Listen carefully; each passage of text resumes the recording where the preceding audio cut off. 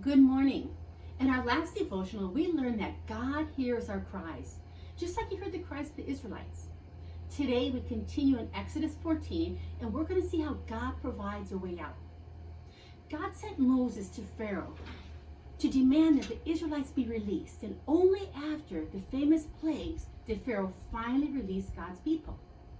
God led the people of Israel out of captivity and towards a promised land. However, Pharaoh had changed his mind. Exodus 14:5-7 says that Pharaoh wanted the Israelites to come back to Egypt. He realized he didn't have enough slaves left to do all the work that the Israelites had done before. So Pharaoh and his army chased after them. Now, I'm not sure if you've ever experienced the saying, when your back is against the wall, there's no way out.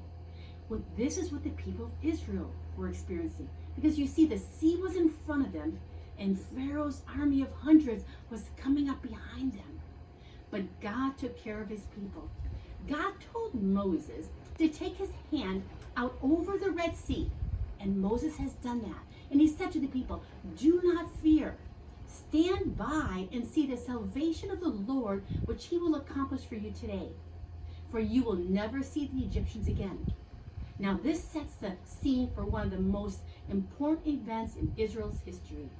Because you see, God sent a strong wind that blew and made the path of dry land across the Red Sea.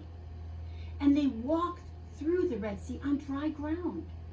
Now the Egyptian army tried to follow them, and they were fast approaching, but God closed up the path, and the sea went back to its place. Whoosh! The Egyptian army was covered up by the water, the sea, and they were destroyed. God is a God of deliverance, and he provides a way out when things seem like there will be no way out.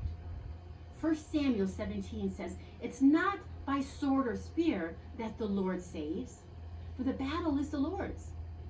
As Christians, we have our own image of deliverance. It's the cross of Christ. When we despair and we're afraid and we think that there's no way out of the troubles we find ourselves in, we look to Jesus for help. So instead of worrying or doubting, let's be quiet and still and trust that God will bring about our deliverance for his glory. Now, I'm not strong enough to win my own deliverance, and neither are you. But thanks to God that there is one who is in you and is greater than the one who is in the world, says 1 John. Jesus, I trust you. May God bless you all. Goodbye for now.